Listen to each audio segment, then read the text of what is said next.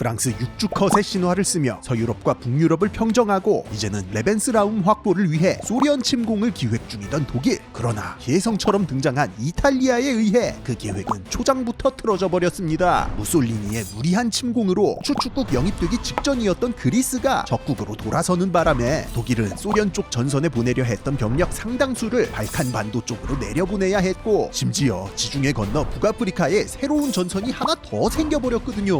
그리고 이건 섬에 틀어박혀 존버하고 있던 영국에게는 기회였습니다. 진짜 지지리도 싸움 못하는 이탈리아군을 상대로 연전연승, 토브룩을 넘어 브레가까지 전선을 밀어붙이며 오히려 북아프리카의 영향권을 더 늘린 데다가 이집트와 중동 등지에 자기네 식민지들을 적극적으로 보호할 수 있는 명분까지 생겼으니까요. 그러나 독일 아프리카 군단이 북아프리카에 등판하면서 기회는 위기가 돼버립니다. 사막의 여우 에르빈 롬멜이 불리한 보급 사정과 전력 차에도 불구하고 전황을 순식간에 뒤집으며 국경을 넘어 이집트까지 쇄도에 들어오기 시작한 거예요. 어쩐지 운수가 좋더라니. 이집트와 수에즈 운하, 나아가서는 중동과 인도 식민지를 지키기 위해 영국은 북아프리카에서도 외로운 싸움을 계속할 수밖에 없었는데,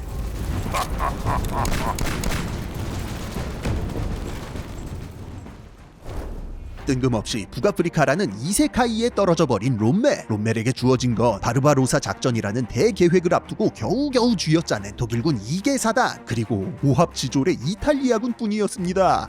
근데 롬멜이 와서 보니까 영국군 이거 아예 밀어버릴 수 있겠다 싶은 거야. 왜냐? 이 북아프리카라는 동네가 프랑스 같은 서유럽이랑은 맵 특성이 근본적으로 달랐습니다. 일단 여기는 사막이 대부분이라 현지 보급이 불가능해요. 그러니까 어차피 대규모 병력을 굴리기가 힘들고 결국 물량보다는 기동력이 중요해지는데, 롬멜이 누굽니까? 이미 프랑스 침공 때 압도적인 기동력으로 서유럽 평원지대를 휘젓고 다녔던 인물이죠. 전차전에서 이미 신기원을 이룩한 독일군이라면 병력 차이를 어느 정도 상쇄할 수 있다는 판단이었습니다. 여기다 또 한 가지 특징이, 이 동네는 라인이 딱 하나밖에 없었습니다. 남쪽이 전부 그냥 사하라 사막이라 도시와 마을들이 해안가를 따라 일렬로 늘어서 있고, 그런 만큼 당연히 도로도 일자로 쭉 연결돼 있어서 굳이 비유하자면 좁은 골목길에서 다이다이 뜨는 느낌이라고 볼 수 있었어요. 때문에 육상에서는 뭐 배후를 크게 돌아 보급을 차단한다든가 기습한다든가 하는 게 사실상 불가능한 건 물론이고, 거점 사이의 거리도 짧게는 460km, 길게는 1020km나 됐기 때문에 쓸데없이 라인 과하게 밀어봐야 자기들 보급로만 더 길어지는 자충수가 될 확률이 높았습니다. 요컨대 여기서는 보급을 적게 먹는 소수정예의 독일군이 오히려 효율 측면에서 영국군보다 나은 점이 있었다는 거죠. 이러한 판단은 정확하게 들어맞아서 이탈리아군을 쫓아 지나치게 멀리 들어갔던 영국군은 초기부터 롬멜의 기동전에 걸려 박살, 엘 아게일라를 시작으로 벵가지와 데르나를 차례대로 잃어버리며 토브룩까지 쭉쭉 밀려나 버립니다. 물론 영국군도 바보는 아니어서 토브룩에서 최대한 버티며 공세를 한 턴 넘기긴 합니다만, 롬멜은 그 사이 재정비를 마치고는 5월부터 다시 공세에 돌입, 6월 21일 가잘라 전투에서 대승을 거두고는 기어이 토브룩을 탈환하는 데 성공했지요. 문제는 이 다음 보급 포인트가 다름 아닌 알렉산드리아였다는 거. 만약 이곳까지 빼앗긴다면 수에즈 운하로 가는 길이 그대로 오픈되는 거다 보니 이제 영국군 입장에서도 무리한 공세보다는 방어가 더 중요해졌습니다. 그렇게 클로드 오킨렉 대장의 지휘 아래 북아프리카 주둔 영국군은 알렉산드리아에서 불과 120km 떨어진 엘 알라메인 일대에 최후의 방어선을 구축하고 최대한 시간을 끌며 독일군의 출혈을 강요하는 개비기 작전에 돌입하게 돼요. 그러나 8월 중순 유럽에서 야심차게 시도했던 DF 상륙 작전이 실패로 돌아가며 상황이 이상하게 돌아가기 시작합니다. 유럽에다 제2전선을 만든다길래 남의 집 얘기인 줄 알았는데 계획이 전면 수정돼서 북아프리카가 다음 타겟으로 낙점, 전 세계에 이목이 집중되기 시작한 거예요.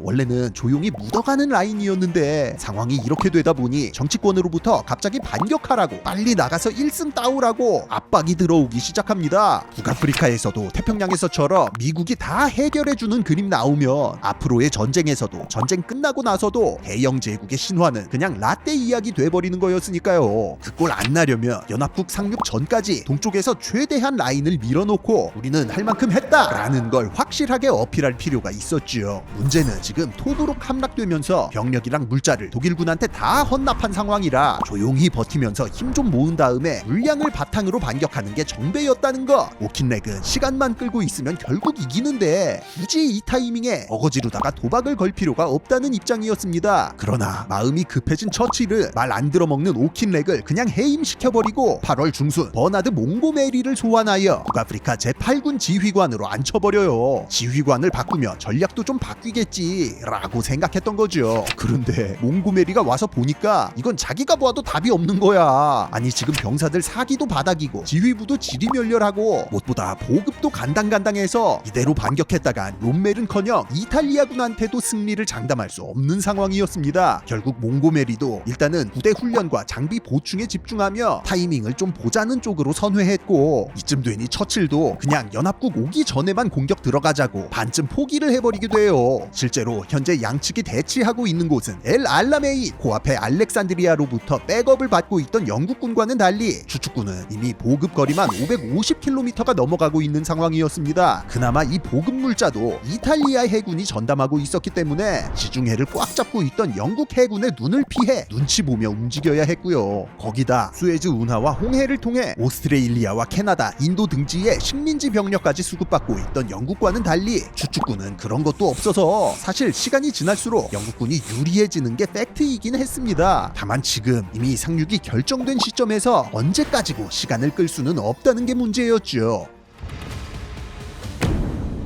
마침내 1942년 10월 23일 이 정도면 기 많이 모았다 라고 판단한 몽고메리는 캐나다와 오스트레일리아 등 영연방 국가들까지 포함된 22만의 병력과 1000여 대의 전차를 앞세워 대대적인 공세에 나섰습니다. 이른바 라이트풋 작전. 그동안 존재감 꾸준히 하락하고 있던 영국이 준비한 회심의 반격이었죠. 하지만 야심찬 시작과는 달리 영국군은 전투 초기부터 추축군이 깔아둔 지뢰지대에 걸려 수많은 전차들을 상실하게 됩니다. 지뢰를 제거하려고 급한 대로 투입한 보병들도 미리 준비하고 있던 추축군의 집중포화에 쓸려나가기 시작했고요. 역시 너무 빨랐나? 당황한 참모들은 자칫 제2의 DF 작전꼴 날지도 모르는 상황에서 그냥 빠른 후퇴를 건의하지만 몽고메리는 이를 단호히 거부. 아직 충분한 전력이 남아있다며 공격을 강행하기로 결정합니다. 그렇게 포병과 공군의 대대적인 지원과 함께 지뢰 제거를 위한 공병대가 추가로 투입됐고, 마침내 10월 26일 북쪽의 지뢰지대가 개척되며 영국군 전차가 쇄도하기 시작했어요. 그간의 고생으로 건강이 악화되어 잠시 독일 본토에서 치료를 받고 있던 롬멜은 즉시 밥숟가락 집어던지고 복귀. 부랴부랴 현장 지휘에 나섰습니다만 와서 보니까 이거 전황이 심상치 않았습니다. 물론 이런 상황에 대비해 롬멜이 남겨둔 정예 예비대가 있긴 했습니다만 이러나 저러나 추축군의 문제는 항상 뭐였다? 보급이었다. 간당간당한 기름 사정을 생각하며 이 정예 부대를 투입할 수 있는 기회는 단 한 번뿐이었습니다. 그러나 현재 방어선마저 무너지면 후퇴도 못하고 끔살이라고 판단한 롬멜은 고심 끝에 예비대를 북쪽으로 투입하기로 결정하죠. 한편 이미 제공권을 장악하고 있던 영국군은 이러한 움직임을 실시간으로 지켜보는 중이었고 남쪽으로 추가 병력을 투입하며 태극권을 시전해버립니다. 그리고 11월 2일 새벽 추축군이 정신을 못 차리는 사이 슈퍼차지 작전을 개시. 다시 북쪽에다 모든 물량을 때려박으며 막타를 가하기 시작했어요. 롬멜은 있는 거 없는 거 다 끌어다가 필사적으로 버텨봤지만 보급과 제공권의 압도적인 차이 속에서 추축군의 전차는 하루 사이 35대밖에 남지 않게 됩니다. 결국 롬멜은 더 이상 버티는 게 무의미하다고 판단, 11월 4일 통한의 후퇴를 결정하게 되죠. 물론 히틀러는 북아프리카에서도 예외 없이 후퇴를 금지하고 있었으나 롬멜은 남은 병력이라도 살려야 한다며 이 명령을 거부. 추격하는 영국군을 잘라먹으며 겨우겨우 리비아 영내로 도망치는 데 성공합니다. 하지만 이로써 독일군은 아프리카 전선의 유지 능력을 상실하고 곧 있을 연합군의 상륙에 대비해야 하는 신세가 되어버렸지요. 드디어 명예회복 좀 했다, 1인분 이상 해냈다 라며 의기양양해진 영국. 이제 서쪽에서 미군만 갱와주면 북아프리카 라인은 스무스하게 밀어버릴 수 있었습니다. 그 다음에 영국의 해군력을 이용해 이탈리아든 프랑스든 2차로다가 또 상륙각을 보면 유럽에 제대로 된 양면전선을 형성해서 추축국을 압박할 수 있었죠.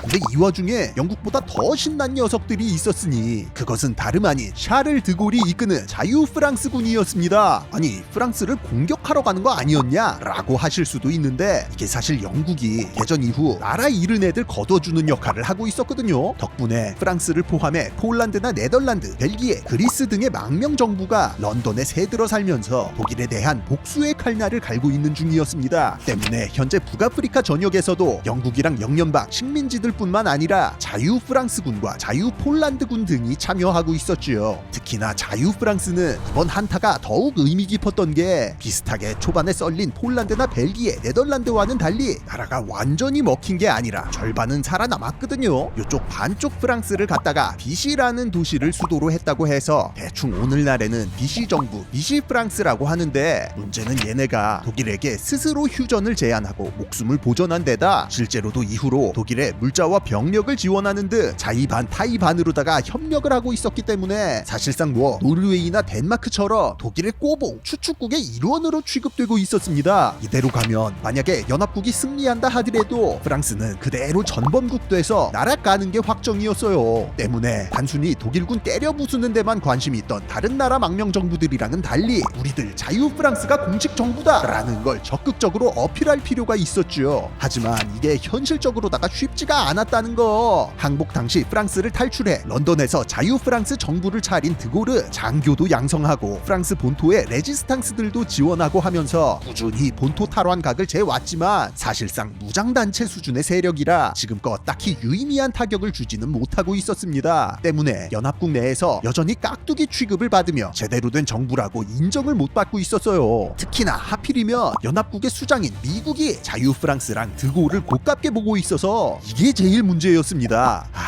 이러면 나가린데 이번 횃불 작전을 통해 자유 프랑스가 진짜 프랑스라는 걸 반드시 증명해야만 했죠. 이에 드골은 야 내가 한마디 하면 우리 무혈 입성도 가능하다 라며 갑작스런 블러핑을 치기 시작하는데 아니 이것들이 미쳤나? 북아프리카의 비시 프랑스령 식민지들 그거 자유 프랑스군이 상륙하면 알아서 투항할 거다. 그냥 가서 내 이름만 대라. 뭐 이런 소리였습니다. 근데 이게 사실 나름대로 근거 있는 자신감이었습니다. 비시 프랑스가 기존의 프랑스 정부 조직을 그대로 인수받은 만큼 원래는 프랑스의 광대한 식민지들도 당연히 비시 정부 관할이었는데요. 프랑스 본토에서의 무장투쟁이 지지부진하면서 자유 프랑스가 전 세계에 흩어져 있는 프랑스 식민지들을 하나씩 포섭해가며 일종의 외교전을 펼치고 있었거든요. 근데 이게 의외로 좀 먹혔다는 거. 1940년 아프리카의 차드를 시작으로 카메룬, 콩고, 우방기샤리 등이 줄줄이 자유 프랑스로 전향. 같은 해 프랑스령 인도의 퐁디쉐리와 태평양의 누벨 칼레도니, 프랑스령 폴리네시아 등이 연합국 쪽에 붙은 상황이었습니다. 마다가스카르나 중동 등지에서는 아예 자유 프랑스군이 직접 들어가서 점령하기도 했고요. 물론 여전히 수적으로 열세이긴 했지만 이쯤 되면 나름대로 공식 정부 비슷한 걸로 봐줄 만한 각은 나오고 있었습니다. 특히나 드골은 지중해와 연결돼 있고 영토도 넓은 아프리카를 항전의 중심지로 활용하겠다는 생각이었어서 1940년 11월에는 아예 콩고의 브라자빌로 명목상 수도를 옮겨버렸을 정도죠. 다만 이런 식민지들이 대부분 프랑스 본토와는 멀리 떨어져 있거나 적도 지방에 위치해 있던지라 명분상으로는 몰라도 실질적으로 전력에 도움이 됐냐라고 하면 좀 애매했습니다. 진짜 본토 탈환까지 노리려면 사하라 사막 넘어 북아프리카까지 포섭해서 각을 봐야 됐어요. 그런데 마침 횃불 작전의 타겟 지점이 어디다? 모로코와 알제리다. 알제리는 프랑스 본국에 준하는 취급을 받는 제1의 식민지로서 여기만 탈환한다면 실제로 본토에 반쯤 발을 들여놓은 거나 마찬가지였습니다. 명분도 가져오고 전진기지까지 차릴 수 있으니까 본토 탈환도 마냥 허황된 꿈은 아니었다는 거죠.